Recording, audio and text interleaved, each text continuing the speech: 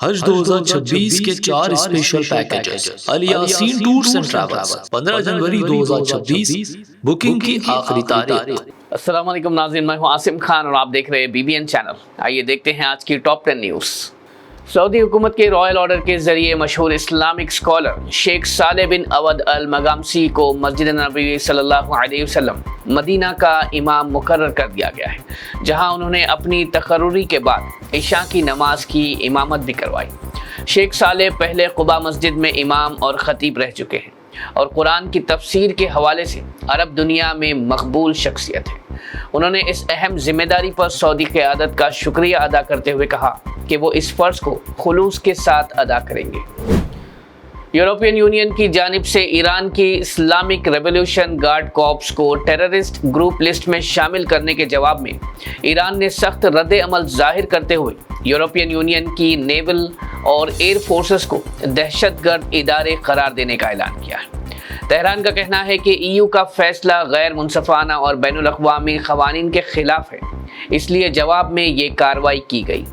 ایرانی حکومت نے کہا کہ وہ اپنی قومی حفاظت اور فوجی اداروں کے خلاف کسی بھی سیاسی دباؤ کو قبول نہیں کرے گی۔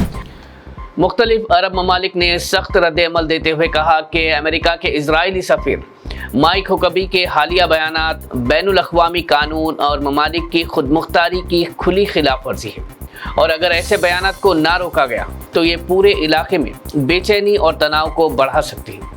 ہوکبی نے ایک انٹرویو میں کہا تھا کہ اسرائیل کا پورے مڈل ایسٹ پر حق تصور کیا جا سکتا ہے، جس پر عرب لیگ سمیت مصر، جارڈن، سعودی عرب اور دوسرے ممالک نے شدید احتجاج کیا اور اس کو غیر ذمہ دارانہ اور خطرناک سوچ قرار دیا۔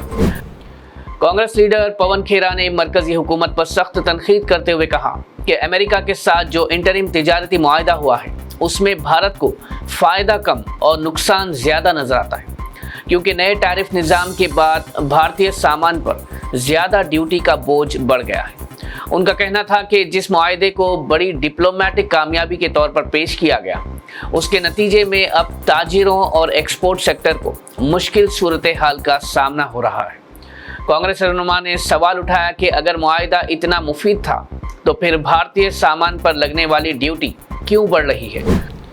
تلنگانہ کے چیف الیکٹرل آفیسر سی سدرشن ریڈی نے الیکشن آفیشیلز کو ہدایت دی ہے کہ ووٹر میپنگ سروے کو تیزی سے اور شفاف طریقے سے مکمل کیا جائے تاکہ اسپیشل انٹینسیو ریویژن کے ذریعے ووٹر فہرستوں کو درست بنایا جا سکے۔ انہوں نے مختلف اسمبلی حلقوں کا دورہ کر کے بوتھ لیول افسران سے رپورٹ لی اور گھر گھر تصدیق کے عمل کا جائزہ لیا۔ ان کا کہنا تھا کہ غلط انٹریز کو ہٹانا اور مستحق افراد کے نام شامل کرنا انتخابی نظام کی شفافیت کے لیے ضروری ہے، اس لیے تمام افسران وقت کی پابندی کے ساتھ سروے مکمل کریں۔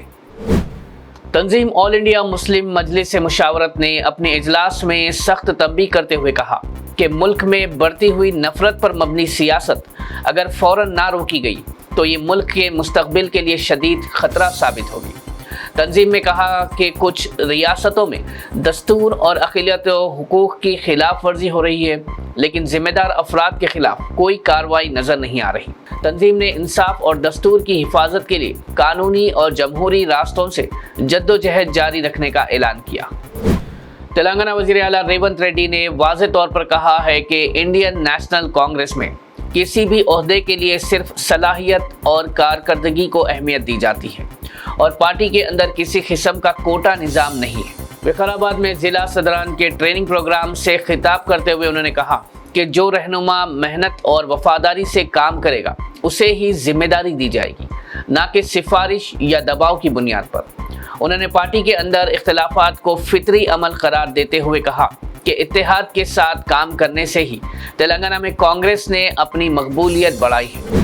AIMIM پارٹی چیف اسد الدین اویسی نے تلنگانہ میں بڑھتے فرقہ وارانہ واقعات پر تشویش جتاتے ہوئے بھانسواڑہ تشدد کے سلسلے میں SP سے بات کر کے FIR اور مکمل تحقیقات کا مطالبہ کیا اور کہا کہ ویڈیوز میں اقلیتی دکانداروں کو نشانہ بنایا گیا، اس لیے ذمہ داروں پر سخت کارروائی ہونی چاہیے۔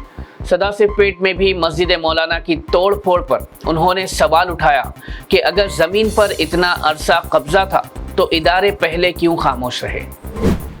تلنگانہ پولیس نے کہا ہے کہ بنسواڑہ میں حالیہ فرقہ وارانہ واقعے کے بعد صورتحال کو قابو میں رکھنے کے لیے B J P M L A T Raja Singh کو علاقے کی طرف جاتے وقت حراست میں لیا گیا تاکہ کسی بھی ممکن تناؤ کو بڑھنے سے روکا جا سکے۔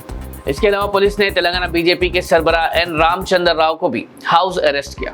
پولیس کا کہنا ہے کہ علاقے میں پہلے ہی تناؤ پیدا ہو چکا تھا، اس لیے مزید بھیڑ اور گرما گرمی سے بچنے کے لیے یہ قدم اٹھایا گیا۔ انڈیا میٹیورولوجیکل ڈپارٹمنٹ نے کہا ہے کہ حیدرآباد میں کل غیر موسمی بارش ہو سکتی ہے اور شہر کا موسم ہلکا دھندلا رہنے کا بھی امکان ہے۔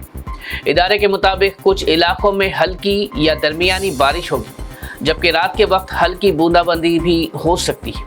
یہ تبدیلی ہوا کے رخ بدلنے اور فضا میں نمی بڑھنے کی وجہ سے ہو رہی ہے۔ تلنگانہ کے کچھ اور علاقوں میں بھی بادل چھانے اور ہلکی بارش کا امکان ہے، جبکہ دن میں گرمی محسوس ہو سکتی ہے۔ لوگوں کو مشورہ دیا گیا ہے کہ موسم کی اس تبدیلی کو دیکھتے ہوئے ضروری احتیاط کریں۔ ناظرین، یہ تھی آج کی ٹاپ 10 نیوز۔ دیکھتے رہیے BBN چینل۔ مجھے دیجیے اجازت، اللہ حافظ۔ آپ کے خوابوں کا سفر مقدس اب پہلے سے زیادہ آرام دہ، منظم و پرسکون۔ الیاسین ٹورز اینڈ ٹریولز حج 2026 کے لیے لائے ہے 15 دن اور 35 دن کے خصوصی 4 شاندار 5 star super deluxe, 4 star super deluxe اور 3 سٹار ڈیلکس نان شفٹنگ اور شفٹنگ پیکیجز۔ 3 سٹار پیکج 7,50,000 سے اور 5 سٹار 10,25,000 روپے سے شروعات۔ 21 مئی 2026 کو حیدرآباد سے جدہ روانگی۔ حرم شریف و حرم نبوی کے بہت قریب، پرسکون بہترین رہائش، کشادہ کمرے اور محبت بھری رہنمائی۔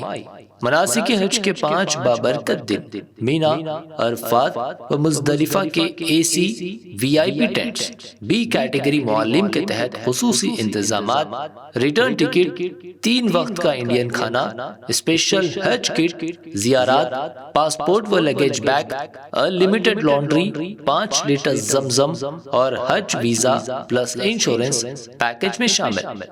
آج ہی اپنی سیٹ بک کرے، محدود نشتے۔ Alyaseen tours and travels, main office inside Dewan Devdi, branch office beside HP petrol pump, Lakdi ka pull, Hyderabad.